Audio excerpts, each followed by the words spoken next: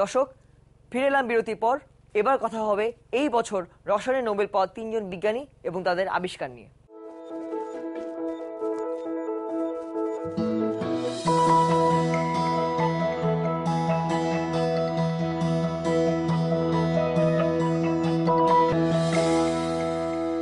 বর্তমান সময়ে পৃথিবীতে জ্ঞান বিজ্ঞান চর্চার জন্য যে পুরস্কারকে সর্বোচ্চ বলে ধরে নেওয়া হয় তা হলো নোবেল পুরস্কার। 1901 সাল থেকে পদার্থবিজ্ঞান, রসায়ন, শারীরবিজ্ঞান ও ঔষধ, সাহিত্য এবং শান্তি এই 5টি বিভাগে নোবেল পুরস্কার দেওয়া শুরু করে নোবেল কমিটি।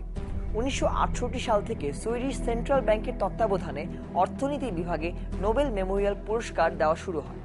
একজন নোবেল লরিয়েট একটি গোল্ড মেডেল, একটি ডিপ্লোমা এবং একটি বিশাল অঙ্কের টাকা পেয়ে থাকেন। কোনো বিভাগে একই বছরে সর্বোচ্চ 3 জনকে পুরস্কৃত করা যায়। এই বছর রসায়ন বিভাগে নোবেল পুরস্কার পেয়েছেন ডিউক বিশ্ববিদ্যালয়ের পল মডরিচ,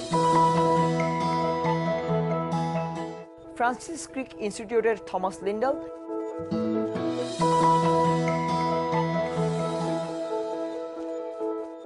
এবং নর্থ ক্যারোলাইনা বিশ্ববিদ্যালয়ের আজিজ সানকা।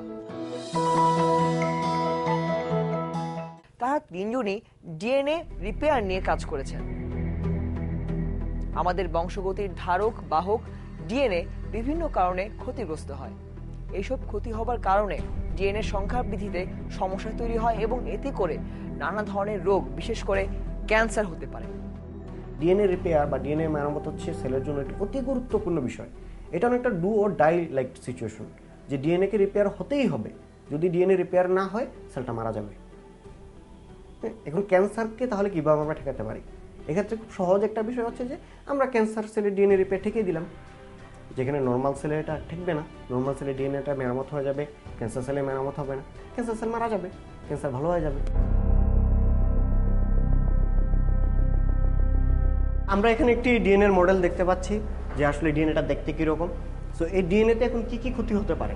একটা হতে পারে যে এখানে যে বেসগুলো আছে, এই বেসগুলো যদি বা ক্ষারগুলো আছে এগুলো যদি খুলে চলে যায়, এটা একটা ক্ষতি হতে পারে। আরেকটা ক্ষতি হতে পারে যে এই যে 2টা সুতা আমরা দেখতে পাচ্ছি, তার মধ্যে যদি কোনো একটা সুতা ছিঁড়ে যায় তাহলে ডিএনএটা ক্ষতিগ্রস্ত হচ্ছে। আবার একটা হতে পারে যে 2টা সুতাই ছিঁড়ে গেল, এরকম 2টা সুতাই ছিঁড়ে গেল, হ্যাঁ, সেটাও একটা ক্ষতি হতে পারে আর কি। তো ওনারা আসলে যেটা কাজ করেছেন সেটা হচ্ছে যে একটা সুতা যদি ছিঁড়ে যায় তাহলে সেটাতে কীভাবে সেটা রিপেয়ার হয় বা মেরামতটা কীভাবে হয়। তো একটা সুতা ছেঁড়া অনেকগুলো ঘটনা হতে পারে। একটা হতে পারে যে সুতাটা এখান থেকে ছিঁড়ে গেল, এটা একটা হতে পারে। সুতাটা যদি এখান থেকে ছিঁড়ে যায় তখন এটাকে আবার জোড়া দিতে হবে এইভাবে। অনেক সময় জোড়াটা ঠিকমতো নাও দেওয়া যেতে পারে, তখন কি করতে হয় যে আরও কিছু ছিঁড়ে নিতে হবে, তারপরে পুরোটা জোড়া দিতে হয়। এটা হচ্ছে নিউক্লিয়েটেড এক্সট্রাকশন রিপেয়ার প্রসেস আমরা যেটাকে বলি। এটা নিয়ে কাজ করেছেন ডক্টর আজিজ সানকা। উনি এটা কৌশল আবিষ্কার করেছেন যে এটা আসলে ঠিক কীভাবে হয়। আরেকটি হতে পারে যে মিসম্যাচ রিপেয়ার, যেটা নিয়ে পল মডরিক কাজ করেছেন, যেটা কৌশল যিনি বের করেছেন। পল মডরিক যেটা করেছেন যে এখানে আমরা দেখতে পাচ্ছি যে বেসগুলোকে কালার দিয়ে দেখানো হচ্ছে, যেমন এখানে লাল, তার পাশে হলুদ আছে, বা এখানে হচ্ছে যে যদি এখানে সবুজের সাথে লাল চলে আসে সেটা আমরা বলি মিসম্যাচ। আসলে ম্যাচটা হচ্ছে না, কারণ এখানে হলুদ থাকার কথা, চলে আসছে একটা সবুজ। তো এই মিসম্যাচটা যদি হয় তাহলে এই সবুজটাকে এখানে সরায় একটা হলুদ নতুন নিয়ে আসতে হবে। এই কাজটা যে কীভাবে হবে এটা নিয়ে যিনি কাজ করেছেন উনি হচ্ছেন যে পল মডরিক, এবং এটার কৌশলটা উনি আবিষ্কার করেছেন। আর লিন্ডাল যিনি আবিষ্কার করেছেন হচ্ছে বেজ এক্সট্রাকশন রিপেয়ার।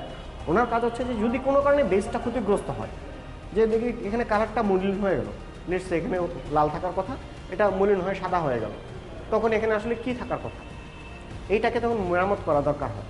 তখন যেটা করতে হয় এখানে কেটে বাইরে থেকে একটা নতুন জিনিস এনে, নতুন একটা লাল রঙের ব্লক এনে যদি আমি এখানে রেখে দিই তাহলে জিনিসটা আবার আগের মতো হয়ে যাবে।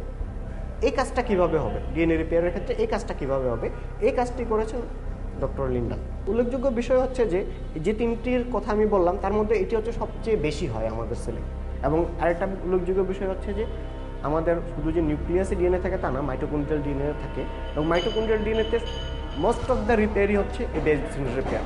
যদি কোনো কারণে এই মাইটোকন্ড্রিয়াল বেজ এক্সট্রাকশন রিপেয়ারগুলো না হয়, আমরা দেখি যে আমরা খুব তাড়াতাড়ি বয়োবৃদ্ধ হয়ে পড়ি, আমরা খুব তাড়াতাড়ি আমরা অসুস্থ হয়ে পড়ি, আমাদের যে শারীরিক প্রক্রিয়া, শারীরভিত্তিক কার্যকলাপ সেগুলো আসলে ক্ষতিগ্রস্ত হতে থাকে আর এটা একটা বিষয় ছিল।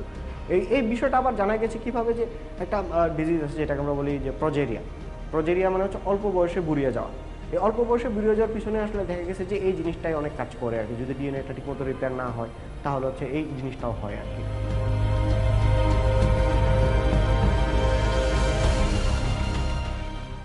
দর্শক, শেষ করছি আজকে ক্লিক বিজ্ঞান। আগামী পর্ব দেখার আমন্ত্রণ রইল। দেশকে ভালোবাসুন, দেশের সঙ্গেই থাকুন।